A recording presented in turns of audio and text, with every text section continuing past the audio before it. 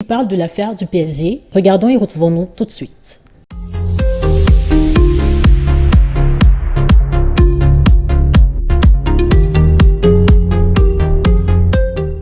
Est-ce que vous auriez acheté une maison 77 fois plus cher que son prix réel? Vous auriez senti que quelque chose clochait. Pourtant, c'est un peu le genre de contrat qu'a passé le Qatar avec le PSG.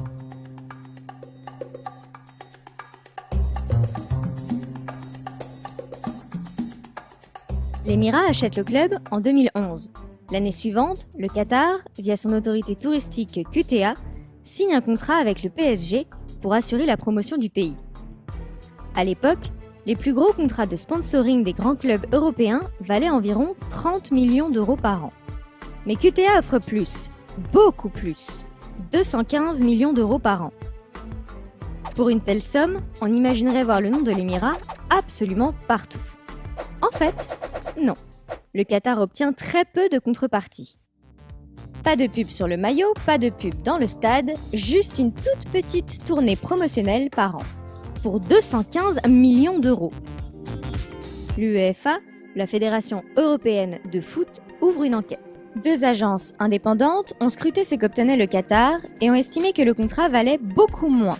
L'agence la plus favorable au PSG avance le prix de 2,8 millions d'euros, soit tout de même 77 fois moins cher. À ce stade, 2 possibilités. Soit les Qataris sont de très mauvais négociants, soit ces contrats cachent quelque chose. D'autant plus que certaines des petites contreparties promises par le PSG n'arrivent pas. QTA devait avoir sa loge privée de 15 places VIP au Parc des Princes. Mais du jour au lendemain, le PSG lui enlève 10 sièges. Et le match amical qui devait se dérouler en 2014 à Doha, la capitale du Qatar, se joue finalement à Marrakech. Selon l'enquête menée par l'UEFA, ce contrat cache bien quelque chose. Une nouvelle forme de dopage, un dopage financier. Au total, les sponsors qataris ont versé 1,3 milliard d'euros au PSG. Selon cette même enquête, si les contreparties étaient si minces, c'est qu'elles étaient un moyen d'injecter des millions à fonds perdus dans le PSG. Le but, que le club puisse vivre au-dessus de ses moyens. Pour sa défense, le PSG met en avant qu'il s'agit de nation branding, lorsqu'un pays paye pour promouvoir son image. Un type de contrat inédit pour un club de foot. Selon le PSG, il est donc impossible de le comparer aux autres contrats de sponsoring. D'après l'enquête de l'UEFA, le Qatar cherchait en fait à contourner la règle du fair play financier. Cette règle de l'UEFA empêche les dépenses excessives des clubs. Ceux qui sont qualifiés en Ligue des Champions ou en Ligue Europa ne doivent pas dépenser plus d'argent qu'ils n'en gagnent. Du moins, en théorie. Alors qu'il risquait une possible exclusion de la Ligue des Champions, le PSG y échappe. On va dire merci aux confrères de Mediapart qui nous ont fait, grâce de cette belle vidéo qu'on vient de voir. Je vais retourner. Il y a Pierre qui voulait ajouter quelque chose. Mais avant d'ajouter ce que tu veux dire, je veux qu'on soulève le problème du PSG. Le PSG aujourd'hui est accusé de ne respecter aucun, je dis bien aucun principe du fair play. Ils ont des coûts, ils ont des achats, ils ont des principes, ils ont des comportements éthiques. C'est quoi le problème du PSG et pourquoi les poursuit-on? Paradoxalement, tu peux commencer par ce que tu voulais dire. Oui, pour ajouter un peu à ce que Justin disait tout à l'heure, c'est que moi je prends le cas de l'équipe nationale du Cameroun. Oui. Est-ce que vous vous rendez compte que l'équipe nationale du Cameroun était vendable? Était vendable. Était vendable. Explication, s'il te plaît. Quand Samuel Eto'o jouait, Samuel Eto'o top de sa forme. Oui. On a vu les Camerounais au niveau local se ruer dans les stades quand Samuel Eto'o devait jouer. Oui, et aujourd'hui, c'est peu pareil. Parce que aujourd'hui, nous n'avons pas à l'équipe nationale une star qui a la stature de Samuel Eto'o. C'est comme dans un club. Ça veut dire que si moi j'ai Neymar dans mon club, ça me fait rapporter des sous. Et moi, je suis un businessman. Oui. Je ne vais pas investir pour perdre. Maintenant, c'est au mec de Lorient d'aller chercher une star. Oui. Peut-être pas au niveau de Neymar, un peu comme Nice a fait avec Balotelli. Oui, on est d'accord. Si j'ai une star, les partenaires peuvent me suivre. Parce que le PSG, quand le PSG avec Nivea, c'est parce qu'il vient de signer Zlatan Ibrahimovic. Quand le PSG signe avec Hublot, la montre, c'est parce qu'ils ont Zlatan Ibrahimovic, ils ont Cavani, ils ont Thiago Silva. Mais si le PSG n'avait pas ces stars-là, les partenaires ne seraient pas venus. Il y a également un élément, au-delà du fait que le fair play financier peut avoir ses limites, mais il faut également pouvoir remarquer que l'idée aussi de Platini, et il le disait souvent, c'était d'amener également les clubs à travailler leur propre marketing, c'est-à-dire à augmenter les recettes. C'est-à-dire comment le faire alors? Comment augmenter les recettes? Tout simplement, on peut vendre les joueurs. Vous savez, vendre des joueurs, c'est augmenter les recettes. Travailler au niveau, par exemple, du spectacle, recruter justement de nouveaux joueurs. Cela participe. Comme Ronaldinho nous faisait quelques par ça. Voilà, le merchandising également. Parce qu'aujourd'hui, il y a des clubs, quand vous allez en Angleterre, par exemple, il y a des clubs qui font stade plein toujours. Newcastle, c'est un club qui ne gagne presque jamais, mais les gradins sont toujours pleins. Donc, il y a des petites méthodes comme ça. Là, c'était également l'un des objectifs. Mais au-delà de ça, pour revenir sur le cas du PSG qu'on évoquait tout à l'heure, c'est de dire que voilà, le PSG, qu'est-ce qu'on reproche au PSG? C'est justement qu'ils mettent beaucoup de mécanismes de filouterie dans le cadre du transfert. De filouterie. Oui, on n'est plus dans le fair play. Justement, quand je dis de filouterie, c'est de la tricherie, quand on parle de filouterie aujourd'hui, c'est pour dire pour contourner justement le fair play financier. Je prends le cas du transfert de Kylian Mbappé. Dans le cas du transfert de Kylian Mbappé, ce qu'on fait, c'est que le PSG achète Kylian Mbappé. 180 millions d'euros, mais en fait sous forme de prêt. Quand il arrive au PSG, il coûte 0 euros. En fait. Et les 180 millions d'euros sont payés à l'exercice suivant.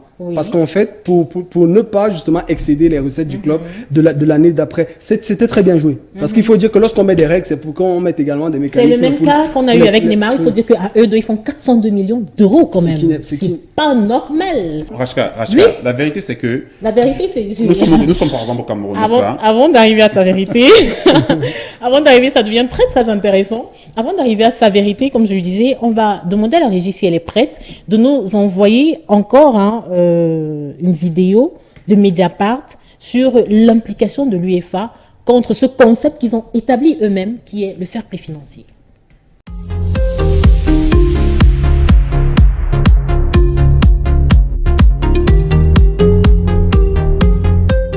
Vous vous rappelez de votre père qui vous rabâchait de ne jamais fumer, alors qu'il avait toujours une cigarette à la bouche? Avec Michel Platini et Gianni Infantino, les anciens patrons de l'UEFA, c'est un peu la même histoire.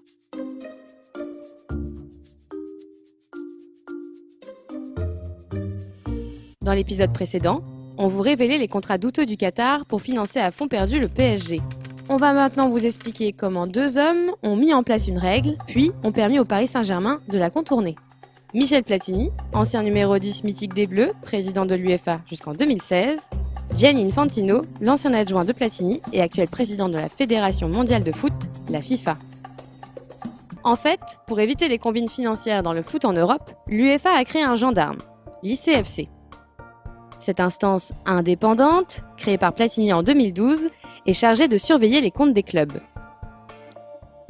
Ils sont pas bêtes à l'ICFC. Ils avaient bien vu que le contrat du PSG avec l'autorité touristique du Qatar était douteux. 215 millions d'euros par an pour utiliser la marque PSG et une tournée de promotion au Qatar, c'était un peu louche. C'est pour ça qu'ils ont ouvert une enquête en 2014. Pas bête, mais impuissant. Dans leur dos, Gianni Infantino négocie avec le PSG et accorde une belle faveur au club. Le contrat QTA passe de 215 à 100 millions, le manque est compensé par de nouveaux contrats toujours aussi douteux.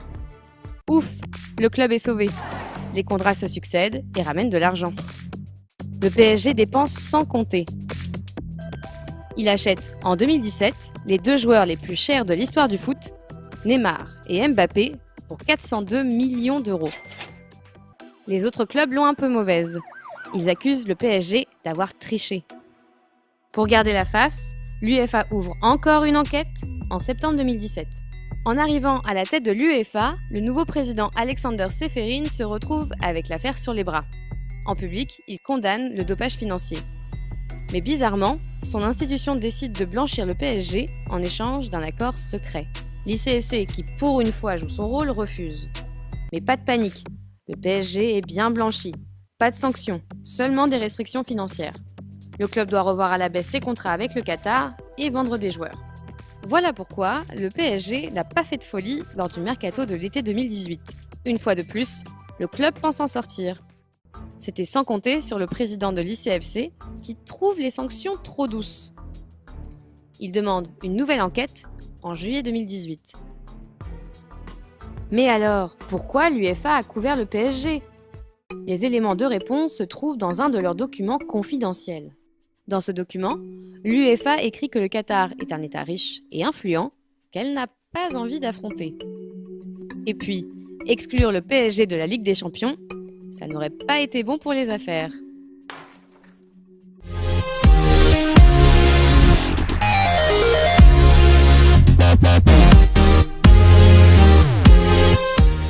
Vous avez vu comme nous cette vidéo.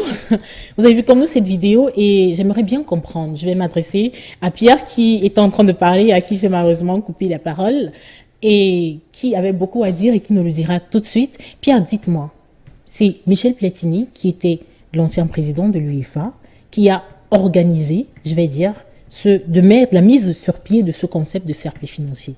Comment se fait-il que lui encore soit celui-là, je vais utiliser le mot de Franck, passe par de la filouterie pour pouvoir faire à ce que le PSG contourne les règles du fair play financier? Moi, premièrement, j'ai dit en début, quand on a abordé ce thème, que moi, je n'étais pas pour le fair play financier parce que je pense que c'est une mesure qui ne s'applique pas à tout le monde. Ou alors, les mêmes règles ne s'appliquent pas à tout le monde. D'accord. Parce que... et pourquoi les mêmes règles ne s'appliqueraient pas à tout le monde? Puisque c'est l'UEFA. L'UEFA, c'est un ensemble. Oui, mais on connaît par le passé les contrats avec le Real de Madrid, Manchester United, City et autres et tout ça là. Oui. Pourquoi c'est quand il y a un nouveau club émergent qui a beaucoup d'argent, oui, qu'on vient de sortir l'histoire du fair play financier? Parce que ça déséquilibre les autres équipes, c'est évident. C'est vrai que, mais il y a un véritable problème. Si Marseille veut acheter Neymar, est-ce que Marseille peut... Attendez, excusez-moi s'il vous plaît. Marseille, qui n'est pas très très riche, on le sait, si Marseille veut acheter Neymar... Si Marseille a les moyens Non, je ne veux pas qu'on parle de moyens de politique si on parle de fair play financier. Je veux qu'on regarde l'équité. Si Marseille veut acheter Neymar et que le PSG, parce qu'ils ont acheté Neymar à combien là? 220 millions d'euros. Ils vont taxer forcément 300 millions d'euros. C'est normal? Non, là n'est pas... je veux qu'on comprenne un truc, Racha. Le fair play financier, forcément, n'a pas un véritable impact sur la valeur du joueur. Ça veut dire quoi? Simplement, j'explique. Si vous faites des recettes de 500 millions d'euros, vous pouvez acheter des joueurs jusqu'à 499,99 millions d'euros. Personne ne va rien vous demander parce que vous serez dans les normes. C'est vrai, et encore que dans la règle du fair play financier, il y a 10% de marge. C'est-à-dire que vous pouvez même déborder de 10%. Mais maintenant, pour revenir sur le problème qui pose et qui nous permet justement d'évoquer le cas de l'UEFA, c'est qu'il n'y a pas équité. Lorsqu'on prend des clubs comme Manchester City, c'était des clubs également qui sont sous pavillon arabe. Oui. Et on s'est rendu compte d'un fait. Quand vous prenez, rien que City par exemple a acheté des défenseurs, rien que des défenseurs la saison dernière, Mangala et tout ce qui va avec Fanny, me semble-t-il. Ça, quand on fait l'évaluation, on est à pratiquement 200 millions d'euros de défenseurs. Je parle uniquement des défenseurs. Ce sont des joueurs, on ne va pas regarder le poste d'un joueur quand même. Non, ce sont des joueurs. J'insiste sur le poste de défenseur. Sans les défenseurs, l'attaquant marque. La valeur d'un Sans le défenseur, l'attaquant marque. Non. Quoique pour moi, le défenseur devrait mettre le mieux payé. Ce que je veux pouvoir mettre en avant, c'est 200 millions de défense. On n'avait jamais vu ça avant. Et donc, rien que sur les défenseurs, c'est-à-dire que quand vous prenez le nombre de défenseurs que justement City a acheté, mais on se rend compte qu'on n'a pas beaucoup l'œil sur la gestion financière de Manchester City au niveau des recettes. C'est vrai que quand même le petit avantage j'aime ça quand on continue encore me dire c'est vrai que ça veut dire que si te reçois en moi en disant que quelque part il y a une raison. Pas forcément, c'est vrai que le petit avantage avec l'Angleterre, c'est que les droits télé, aux droits télé, on est à pratiquement 2 milliards 200 millions d'euros. Ce qui n'est pas le cas en France. Ce qui n'est pas le cas en France, mais même si en France on va bientôt monter à 1 milliard et tout ça. Encore que on a avant de monter, on a un problème. Avant de monter à 1 milliard, il faut dire on a vu à cause de la venue à cause de la gestion du PSG, on a vu Zlatan Ibrahimovic, Cavani, aujourd'hui Kylian Mbappé et Neymar. Choupo-Moting, s'il te plaît. Choupo-Moting. Merci. Les droits télé sont en train d'être renégociés pour partir. Ça a même déjà été fait. On est à 1 milliard 200 millions. 1 milliard 200 millions, alors qu'on était à moins d'1 milliard. Bien, et la France se classe aujourd'hui pratiquement 3e nation. Vous voyez que... Vous nous répondez toujours pas à ma question. Je vais revenir. Vous voyez donc que le fait qu'un club investisse pour faire venir des grandes stars à des prix énormes permet aussi au championnat de se valoriser. Permet aussi, parce que quand Neymar va jouer contre Nice, le stade est plein. Quand Neymar va jouer au Vélodrome, le stade est plein. Marseille fait beaucoup d'argent. Pierre, je ne sais pas pourquoi c'est toujours sur toi que je coupe la parole. Mais excuse-moi, c'est pas volontaire. Parce que sur le businessman. Non, c'est pas pour ça. Bon, je vais, s'il te plaît, Franck, tu vas répondre en quelques secondes sur la question qui n'a toujours pas été répondue. C'est quoi le problème de Michel Platini?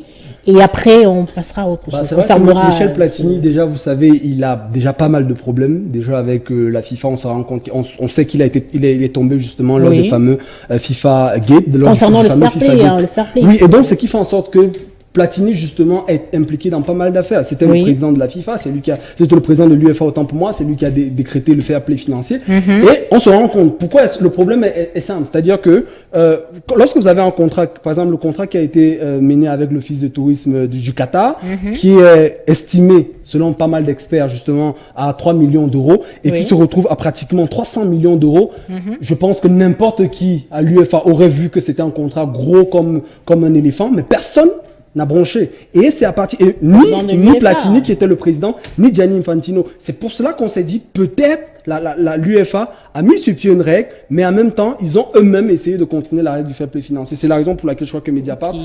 Mais c'est comme on dit souvent, c'est une affaire à suivre parce que peut-être on aura l'occasion d'en savoir plus parce que le PSG, il faut le rappeler, n'a pas encore réagi publiquement sur cette affaire.